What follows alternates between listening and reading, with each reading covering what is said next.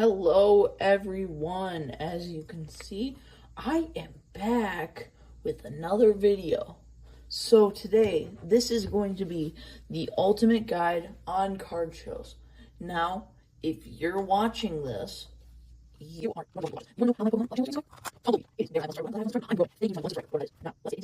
what do you do at a card show? What do you do? What do you bring? What overall should you do at a card show, and how should you prepare? Okay, I don't know how to prepare. That's okay. I'll teach you how to prepare for your first card show. Or your first, I don't care. You should still watch this video because why not? Maybe you'll learn something. I don't know. So first, what should you do in preparation of a card show? Well, first off, you should figure what you want. Like, not all the way, because there's always wiggle room. There's always a little bit of wiggle room for what to do when you're at a card show. So basically, like, some people go for modern cards, illustration rares, SIRs. Like I have back here, I have the Raging Bolt SIR from Paradox Rift, I believe, or Temporal Forces. I can't remember. And then I also have the Keldeo EX from Japanese White Flare. Altogether, these two cards are worth about $100, but that doesn't matter. The main point is that, first off, you should learn what you want. You can go for an art rare, or illustration rare if you're English, or you can go for SIRs, modern, action figures, as I have two right here, figures, sealed collections, or vintage even, maybe a specific set, maybe a specific era. Like, as you should know, I'm collecting all of my Journey Together. So I might want to go for Journey Together illustration rares or something, even though I already have all of them except two. But that's for a different time. Or maybe you want to go for a specific Pokemon, like Shaman, for example. This is my Shaman. It is from the Pokekyun box. It is worth about $280, and it is my most expensive card by far. And maybe you just want to collect expensive cards. But if you do, I would recommend trading cards. Do not pay money for expensive cards. You're going to want to trade for those. So that brings me to my next part, trading. What do I do to prepare for if I'm going to trade, or if I want to trade? Well, the first thing you should do is you should take cards that are somewhat expensive, that you either don't want, or you're only willing to get rid of if you really want something, like I have right here. And then also those two are in my pile, but those are out there for right now. And then you're going to want to sleeve and put them in top loader. Sleeve them and put them in top loaders. It should matter which sleeve you use, because not all top loaders can fit the same sleeves. Now, you may be wondering, Bardane, what do you mean by not all top loaders can fit sleeves? I thought they could. Well, these two sleeves are very different. As you can see, this one is a lot bulkier, and it will probably not fit a Pokemon card the same way as this one does, because this is an exact fit. And this is what I recommend for doing top loaders. This I would not recommend, because it does not fit in a top loader space. I'm pretty sure it only fits in semis. So go with this. Do not go with this. Now that you've done all that, you're going to evaluate the condition of your cards. Now, this can be hard, or it can't be hard, depending on how much experience you get, but you'll get better with experience. So most of the cards that I'm bringing to this upcoming card show it's at West. Give me 1 second. Let me look it up. It's at Westbrook, and it's not Westbrook, something along that name, and it's being hosted by this place called Sully's Abode. So Sully's Abode is hosting this big event with 150 plus tables, and that's what I'm going to, and this is how I'm preparing for it. So what I'm doing is, after I get all my cards in sleeves and top loaders, I evaluate their condition. So like this, I evaluate their condition. All these cards are in either near mint or lightly played, and it's in order from most expensive to least expensive. And then what you're going to want to do is, how you order them from least expensive to most expensive is you're going to go on your computer, and then you're going to go, my eyes, voice crack, and then you're going to go onto TCG Player, and then you're going to look up, dang, I keep having voice cracks. You're going to look up each individual card on TCG Player, and then you're going to get the market value for each of them, and then check which condition the market value is in, because you can do that too, if you didn't know. And then you just calculate all that, put it in like a notes app or something. Okay, so now that you've gotten everything in your notes app, a messenger app, or you have it in your memory, or even like this. What? Or even like this. This is, what's it called? A notebook. It's a notebook that I use personally for my channel stuff. And so, once you got all that down, you can bring that, and you can bring your cards, so that you have all the information. Or you can just look at the individual cards on TCG Player in the moment. But it's a little bit harder in the moment, because like you're trying to debate, and you gotta be like careful with what you negotiate and stuff. Okay, now that you know how to prepare for a card show, how do you actually apply all this into the card show?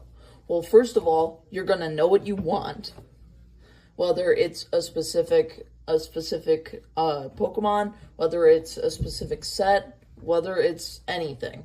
You're going to know, and you're going to be able to find that easily. One more thing is, if you're looking for a specific set, I would bring one of these. Now, these are all my little booklets. They're my booklets. They go along with my, whatever they're called, dice. But there's one thing. I do not have the Twilight Masquerade die, and I do not have the 151 booklet. So, if you're going for a set, bring a booklet. Like any one of these. It doesn't matter, as long as you have the booklet, and all that takes is you needed to open an ETB of the set you're looking for. All you gotta do is grab that booklet, take it with you. You'll be absolutely fine. And then, how do I haggle? How do I negotiate prices based on market price?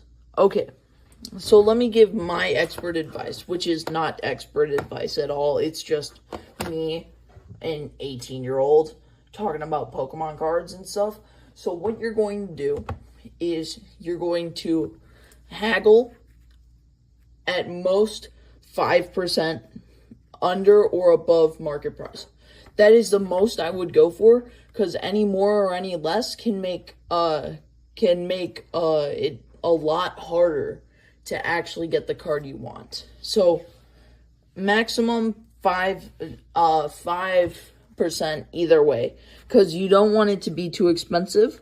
That's when you go 5 above market price, but the vendor doesn't want it to be little, which is 5% under.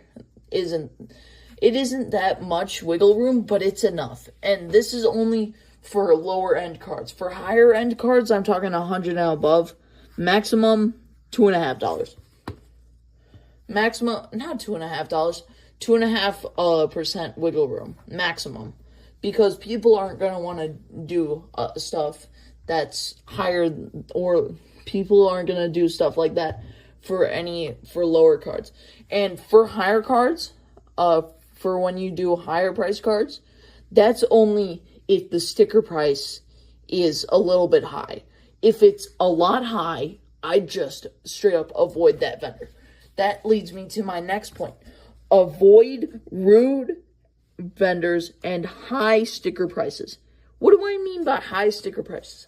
I'm talking about prices marked by the vendor that are a lot higher than the market price. If you see that, look the opposite direction. Go away from that as far as you can. You do not want to be caught by that and blow a ton of money on this hobby just because of that. And another thing is you're also going to want to avoid rude vendors because they could try to scam you, and it's just overall not pleasant. Also, the cards could be fake. They could coerce you into trying to buy their cards. It's just overall, do not buy from rude or overpriced vendors. Got that? Okay, so what should you do next?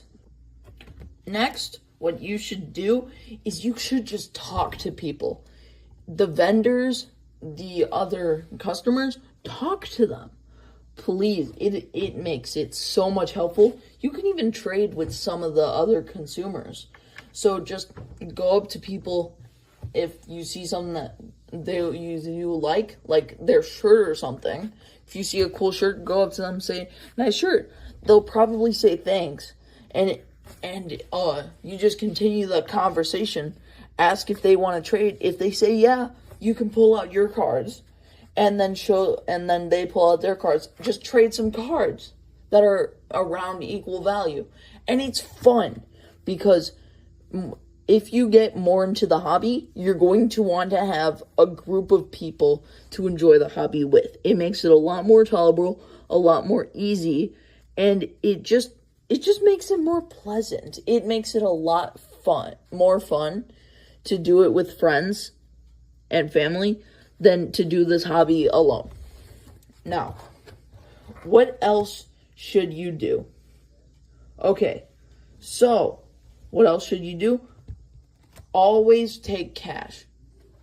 Only bring cash or bring like a $25 gift card at most. Because otherwise, most vendors are probably not going to accept credit or debit cards or gift cards too. Unless they're like a high end with a square thing. So otherwise, I would advise against bringing credit and debit. Unless you have like a small $25 gift card and you're bringing a lot of money, then I'd say bring it, try to find someone that uses a card reader. Okay, now, I have a couple more things for you to do before you go.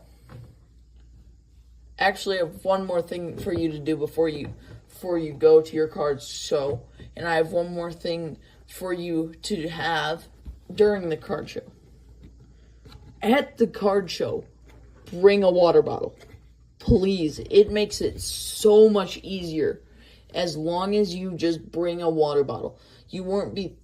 If you're there for a long time, you won't be thirsty, and it'll just be way easier. Dang, that's a voice crack. It'll just be way easier for you to do it if you have a water bottle and can stay hydrated. Now, what's the thing that I said, Bardane? What's the thing that I said I was going to tell you guys to do before you go to the first card show? Well, it's pretty simple. Eat. Eat a full meal before you go. If you're going to be there a long time, food is going to help.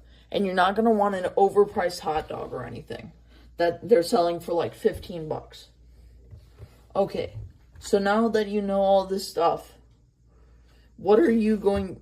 Dang, that's a voice crack. What are you going to do at your first card show?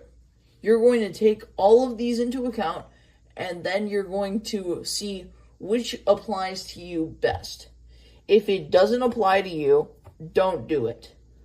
If it does apply to you, do it. Please. It makes it so much more tolerable. And please also visit Sully's Abode. It is a great place.